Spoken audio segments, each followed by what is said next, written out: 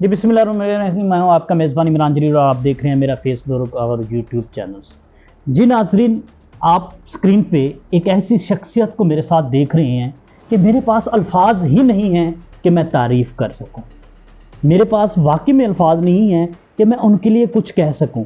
मैं बस 2-3 अल्फाज जो मुझे पता हैं, वो जो मीडिया से देखा या जो एक किताब देख रहे हैं आप, इस किताब से मैंने आने से पहले, रिकॉर्डिंग से पहले कुछ चीज़ें पढ़ी हैं कि इन्होंने 52 ममालिक का विज़िट किस तरह से किया, और ये भी पढ़ा है कि इनको सितारा इम्तियाज़ कब मिला, और ये भी पढ़ा है कि पाकिस्तान एक्सीलेंस अवार्ड भी इन्हीं को मिल चुका है। साथ साथ नाज़रीन आपको ये भी बताता चलूँ कि जिस चेयर पे बैठे हैं, इसी चेयर के साथ इन्होंने 22 किलोमीटर की रेस जो है ना वो जीती हुई है। जी बिल्कुल, आप देख रहे हैं अमजद सिद्दीकी साहब। ये वो किताब दर्द का सफ़र इन्होंने, बल्कि मीडिया पे मैं एक इंटरव्यू में इनका देखा था कि ये कह रहे थे कि अगर कोई ये किताब पढ़ ले तो वो ख़ुदकुशी ना करे। मैं इनसे आज यही पूछूंगा कि सर, क्या वाकई में आपकी किताब पढ़ने के बाद कुछ कॉज आपको ऐसी आई हैं कि लोगों ने जो है ना ज़िंदगी का मकसद कुछ और बना लिया है, जिन्होंने मौत को गले लगाना था वो ज़िंदगी की तरफ चल पड़े हैं और आजकल वो खुशहाल ज़िंदगी गुजार रहे हैं। दूसरी बात, जो असल बात आपको बतानी थी कि ये जो मेरे साथ बैठे हुए हैं बाई बर्थ नहीं है। एक हादसा जो 22 साल की उम्र थी इनकी, सऊदी अरब में हुआ, जिसकी वजह से ये इस तरह हो गए, जिनको हम डिसेबल कह सकते हैं, मजदूर कह सकते हैं। मगर इन्होंने जो हमारे लिए किया है और पाकिस्तानियों के लिए किया है, वो जितना भी हम बयान कर सकते हैं बहुत कम है। सर बहुत शुक्रिया आपके कीमती वक्त का। Very much. मेरे पास वाकई में अल्फाज नहीं थे। सर ये दर्द का सफ़र, जी जी जी जी। ये टाइटल कैसे आपको जी?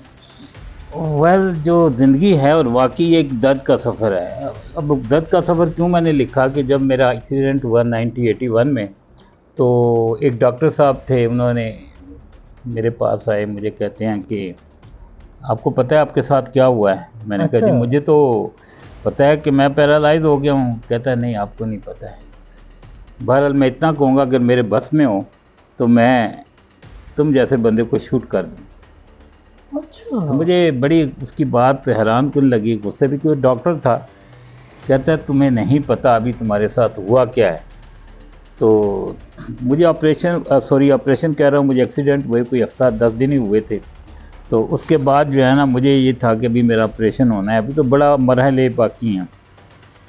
लेकिन उसकी बात जो है वो सही थी। मेरा ऑपरेशन हुआ, कनाडा से स्पेशल डॉक्टर आया जिसने मेरा ऑपरेशन किया। और ऑपरेशन के बाद मैंने जब डॉक्टर, तकरीबन 9 साढ़े 9 घंटे ऑपरेशन जारी रहा। और ऑपरेशन के बाद जब मैंने डॉक्टर से पूछा कि ऑपरेशन कैसा रहा, उसने कहा ऑपरेशन तो बड़ा सक्सेसफुल रहा है, लेकिन आपको खुश होने की ज़रूरत नहीं है। जी, उसने कहा आपको खुश होने की ज़रूरत नहीं है। अच्छा। तो मैंने कहा, फिर उसने ना, जो ऑपरेशन में एक और डॉक्टर था, डॉक्टर साजिद था, तो डॉक्टर साजिद से मैंने पूछा, कहते देखे वो उसने तो जो करना था कर दिया, बाकी अल्लाह ताला के इख्तियार में है। अल्लाह ताला जब चाहता है, जिसको चाहता है वो सेहत देता है, जिसको नहीं चाहता है। कहते हैं लेकिन तजुर्बा ये कहता है कि जो भी बंदा इस बीमारी में मुब्तला हुआ है, क्योंकि इसका इलाज ही नहीं है पूरी दुनिया में, इस बीमारी का आज तक इलाज नहीं, इंटर टुडे इसका इलाज नहीं। तो मैंने कहा अच्छा देख लेते हैं। तो मैंने कहा कब पता चलेगा कि मैं ठीक हुआ हूँ या नहीं? तो मैंने कहा 3 महीने के बाद आपको पता चलेगा कि क्या वाकई जो है ना आप कुछ फ़ायदा हुआ है इस ऑपरेशन का या नहीं। तो मैंने कहा ठीक है।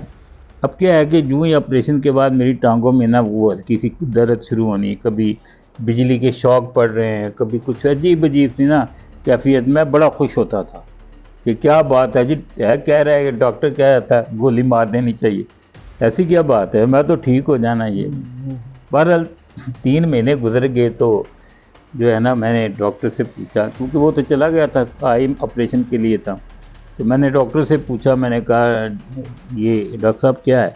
कहता है कि नो होप। तो मैंने कहा क्या? कहता आपको लाइफ चेयर पे गुजारनी पड़ेगी, हम आपके लिए एक स्पाइनल सपोर्ट बनाएंगे, वो लगाने के बाद आप बैठना शुरू होंगे, क्योंकि मैं लेटा हुआ था। उसको आपको डॉक्टर ने कहा कि नो होप, जी जी, तो उस वक्त 22 साल की उम्र, 23 साल आपकी थी, तो आपको क्या दिमाग में चल रहा था? सर मेरा कुछ नहीं चल रहा था। इसलिए मैं बताऊं कि एक्सीडेंट से तकरीबन 1 हफ्ता पहले मेरी मंगनी हुई थी, समझ आई। और मंगनी के बाद जब मैं हॉस्पिटल में था, तो मुझे उस लड़की की तस्वीर मिली। अब मैं आपको थोड़ा सा ये बता दूं कि मैं अल्हम्दुलिल्लाह शुरू ही से तकरीबन मैं 9 साल का था तो मैं मेहनत करता था। मैंने मेहनत शुरू की है। मैंने मेरे वालिद साहब के कपड़े का कारोबार था, मैं उसमें था। जो है ना, स्कूल से सीधा बाप के उनके पास जाता था, वो मुझे बताते थे, सिखाते थे। मेरे वालिद साहब जर्नलिस्ट थे। उसके अलावा जो ये था कि जब मैं स्कूल में जाता था, स्कूल के बाद भी मुझे वापस उनके पास आना पड़ता था। तो फिर ये भी होता था, हमारी अखबारों की एजेंसी थी। अखबार ऐसा है, सुबह जो है ना उस वक्त 20 पैसे का होता था और रात को वो ज़ीरो हो जाता था, रद्दी बन जाती। तो हमें वो भी था, मैंने वो भी काम किया कि फर्ज करो कोई हाकर नहीं आया है तो मुझे वो लोगों को अखबार पहुँचाना ज़रूरी था। वो वक्त ऐसा था कि बंदे को अखबार नहीं मिलता था तो वो गले आपके ना गले पड़ता था। बिल्कुल ऐसे, बिल्कुल ऐसे। क्योंकि उस वक्त तो सब कुछ जो है मीडिया सब कुछ यही था, सोर्स ऑफ इंफॉर्मेशन यही थी। ये थी अखबार से। तो अल्हम्दुलिल्लाह शुरू से ही जो है ना। नहीं, आपने कहा कि आपकी 1 हफ्ता पहले मंगनी हुई जी, मैं थी। वो बताने लगा हूँ ना। तो ये था कि आप यकीन करें कि हर माँ बाप की ये ख्वाहिश थी कि हमारी बेटी की शादी इसके साथ हो। और मुझे खुद वालिदैन ने, बापों ने और माओ ने कहा कि आप हमारा ख्याल रखना, इस सेंस में कि फर्ज करो कि अगर शादी की बात चले तो वो तो मैंने जो है ना इसकी तरफ शुरू से आदत ही इस किस्म की नहीं थी। अल्हम्दुलिल्लाह अच्छे ख़ानदान, अच्छी फैमिली से थे, हमारी ये चीज़ें ही नहीं थी। तो अल्लाह का फ़ज़ल ये है कि जब मेरा ये एक्सीडेंट हुआ तो मुझे 1 हफ़्ते के बाद तस्वीर मिली लड़की की। और तस्वीर मिलने के बाद तकरीबन जब मेरा ऑपरेशन हो गया तो मुझे ख़त मेरा मेरे ससुर साहब का, तो वो ख़त ऐसा था, उसमें ये लिखा हुआ था कि आपकी नौकरी का क्या बनेगा। हालांकि मैं बैंक में जॉब करता था जब मेरा एक्सीडेंट हुआ। तो मुझे उस ख़त ने इतनी तकलीफ़ दी कि वो मेरी जो सोच थी ना कि यार अब मेरी ज़िंदगी कैसे गुजरेगी कैसे नहीं गुजरेगी, वो सब ख़त्म हो गई। और एक वो डॉक्टर की बात थी कि बस ख़त्म हो चुका है सब कुछ, एक वो थी और ये थी। इन दोनों बातों ने ना मुझे बिल्कुल सख्त कर दिया। मैंने कहा नहीं, अल्हम्दुलिल्लाह मैं जी के दिखाऊँगा, मैं अल्हम्दुलिल्लाह हर हालात का मुकाबला करूँगा। तो ये वो बात थी कि मुझे किसी का कोई असर नहीं हुआ। नहीं, वो तो ठीक है आपके ससुर की बात, लेकिन आपकी जहाँ पे मंगनी हुई थी शादी उन्हीं के साथ हुई? नहीं हुई, नहीं हुई। वो तो ख़त्म हो गया ना, मामला ख़त्म हो गया। वो तो वहीं पे जब ख़त्म हो गया, जब एक्सीडेंट हो गया तो कहानी ख़त्म हो गई। उसके बाद मंगनी सब ख़त्म हो गई। मेरा उस तरफ ध्यान ही नहीं था। अच्छा। तो अल्हम्दुलिल्लाह मैं हॉस्पिटल में तकरीबन 9 महीने रहा हूँ और 9 महीने का मैंने एक दिन भी ज़ाया नहीं किया। और आप यकीन करें, वो अपने थे या गैरों में मंगनी? गैरों में थे। अच्छा। हाँ जी। तो बात ये थी कि वो वक़्त के, अब जब वो मेरा एक्सीडेंट हुआ तो हर बंदा ये कहता है यार हमें पहले ही पता था इसके साथ यही कुछ होना है।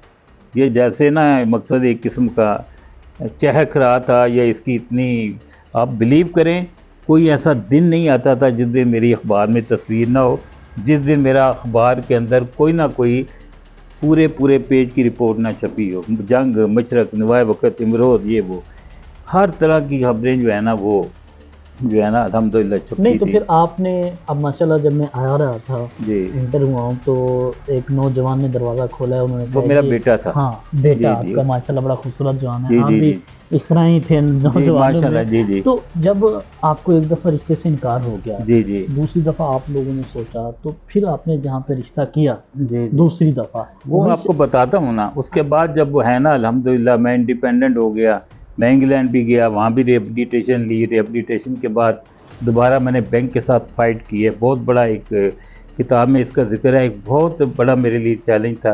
अल्हम्दुलिल्लाह मुझे जॉब मिल गया, मैंने बैंक में जॉब शुरू की। और बैंक में जॉब शुरू करने के बाद मैंने सोचा यार अब मैं तो इंडिपेंडेंट हो गया, सब कुछ हो गया हूँ, तो ये इतनी दुनिया में लोग जो है ना, तकरीबन उस वक्त 2 करोड़ लोग थे ये स्पाइनल इंजरी वाले, तो इनके बारे में क्यों ना सोचा जाए।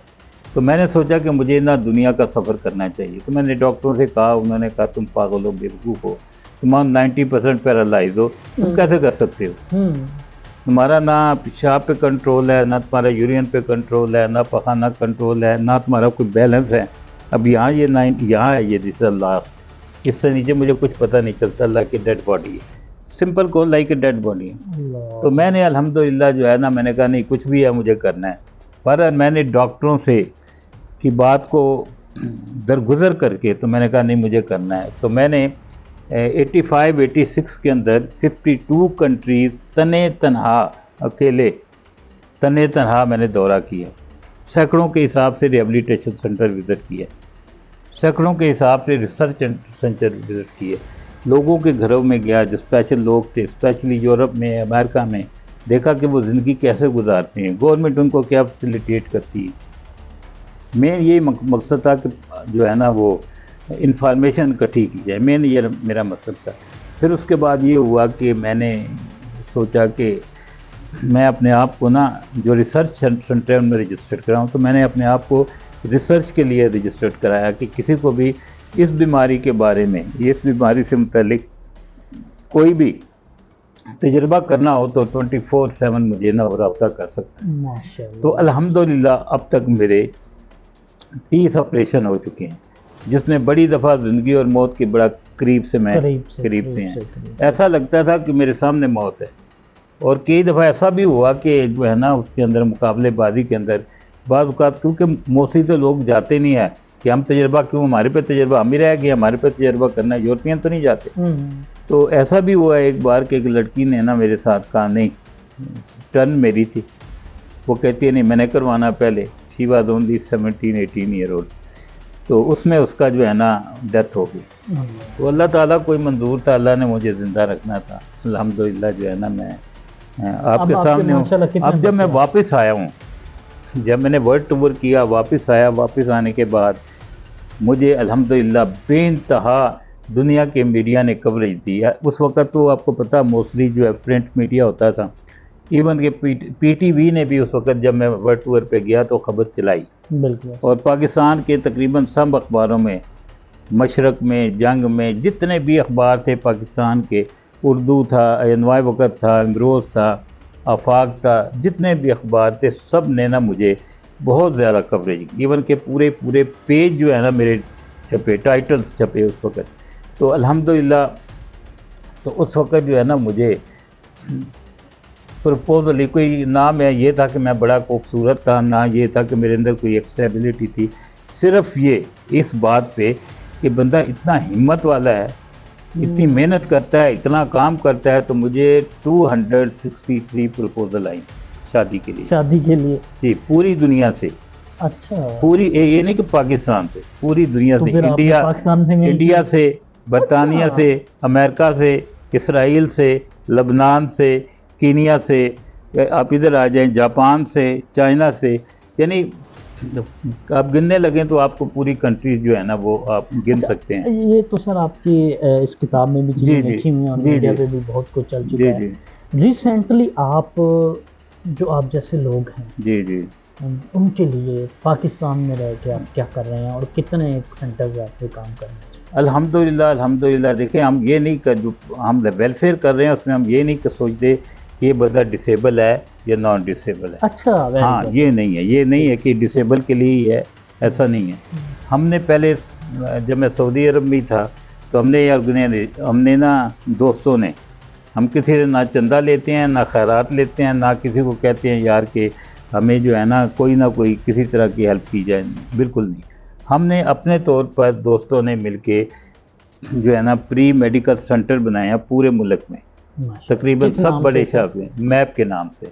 अच्छा जी। उसके बाद जो है हमने कराची में डायलिसिस सेंटर शुरू की।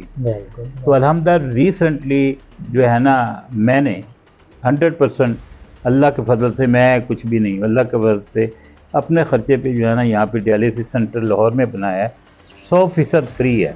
क्योंकि अमूमन जो अल्लाह माफ़ करे खैराती इदारे होते हैं वो कहते हैं अच्छा दवाइयाँ तुसी लैनियाँ, टीके तुसी खरीदनी, ऐसा नहीं है। अच्छा। हम फ्राम 0 टू लेके जितना भी ख़र्चा होता है, एक पेशेंट पे तकरीबन 8,000 रुपया ख़र्चा आता है, यानी एक हफ्ते में उसके 3 डायलिसिस होने होते हैं। एक डायलिसिस पे 8,000 रुपया हफ्ते का, 24,000 रुपया हफ्ते का, एक पेशेंट का। तो अल्हम्दुलिल्लाह हमारे पास इस वक्त 9 बेड हैं। 8 जो है ना वो ऑक्यूपाई रहते हैं, एक जो है इमरजेंसी। मैं अल्लाह के फजल से बिल्कुल 100% फ्री है ये ट्रीटमेंट जो है ना डायलिसिस का, क्लिनिक का। और उस वक्त तक ये नहीं है कि हम कहें जी हम 2 महीने करेंगे या 3 ना, जब तक वो ज़िंदा है हम इंशाल्लाह उसका इलाज करेंगे। क्योंकि आपको पता ही है एक बंदे के गुर्दे काम नहीं करते तो वो क्या उसकी पोजीशन होगी। ऐसा भी है कुछ 10 साल से भी करवा रहे हैं कोई साल करवाते हैं तो अल्लाह को कुछ और मंजूर होता है। तो अल्हम्दुलिल्लाह जो है ना वो बिल्कुल अल्लाह के फजल से हम कर रहे हैं। अभी रिसेंटली एक और, बल्कि आज हमने विज़िट किया, एक और भी हम डायलिसिस सेंटर लाहौर में जो है ना वो इंशाल्लाह बना रहे हैं। तो मुझे उम्मीद है कि विद इन मंथ और 2 मंथ में मैक्सिमम जो है ना वो भी काम करना शुरू कर देगा। वो भी मैं अपने ख़र्चे पे अल्हम्दुलिल्लाह फुली बना रहा हूँ। जो बंदा ये किताब पढ़ लेता है उसकी ज़िंदगी चेंज हो जाती है। मैंने कितने लोग, दर्जनों के हिसाब से, सैकड़ों तक भी कह सकता हूँ कि वो लोग जो खुदकुशी करना चाहते थे, बिल्कुल खुदकुशी के करीब थे, उन्होंने ये किताब जो है ना पढ़ी और वो खुदकुशी से दूर हो गए, अल्हम्दुलिल्लाह बाइज़्ज़त ज़िंदगी गुजार सकते हैं। यकीन करें, हाल ही में एक अजीम शख्सियत ने ये काम किया है। मुझे इतनी तकलीफ़ है, इतना मैं तकलीफ़ में हूँ उस वजह से, काश वो बंदा ये किताब पढ़ लेता तो नहीं होता। बाकी बहुत बहुत शुक्रिया आपका। जी नाज़रीन, आपने अमजद सिद्दीकी साहब की बातें सुनी हैं। यकीन मानिए कि उनके जज्बात सुन के मेरे से बिल्कुल अब बोला नहीं जा रहा। जैसे मैंने इंट्रो में आपको कहा था कि मेरे पास अल्फाज नहीं थे मैं इनका आपको तारुफ करा सकूं। अब आपको समझ आ गई होगी कि अमजद सिद्दीकी साहब कौन है। अब ये दर्द का सफ़र मैं भी लेके जा रहा हूँ। आप लोगों को भी अगर चाहिए तो आप रब्ता कीजिएगा। जो ज़रूरतमंद है उसके लिए फ्री है। फ्री है। जो अगर बंदा ज़रूरतमंद है, फ्री है। ये नहीं है कि वो बंदा कहे जी कि मैं मेरे पास पैसे नहीं और मैं ख़रीद नहीं सकता, उसके लिए बिल्कुल फ्री है। ये टिकट का खर्चा भी मैं जो है ना उसका कोरियर का खर्चा भी मैं दूंगा, मैं देता हूँ अल्हम्दुलिल्लाह। और इस वक्त तक जो है ना अल्हम्दुलिल्लाह बड़े लोग किताब पढ़ चुके हैं। ये जी आपने शुक्रिया। अमजद सिद्दीकी साहब की ऑफ़र भी सुन ली है, तो आप हमसे ज़रूर रब्ता कीजिएगा। मुझे और अमजद सिद्दीकी साहब को दीजिए इजाज़त। अल्लाह की बात। ताज़ा तरीन खबरें, तहकीकाती रिपोर्ट्स और स्टॉक मार्केट के हालात, खेलों की खबरें, शोबिज़ और सोशल मीडिया ट्रेंड्स, सिर्फ एक क्लिक की दूरी पर। MM न्यूज़ की एप्लीकेशन डाउनलोड करें और बाखबर रहें।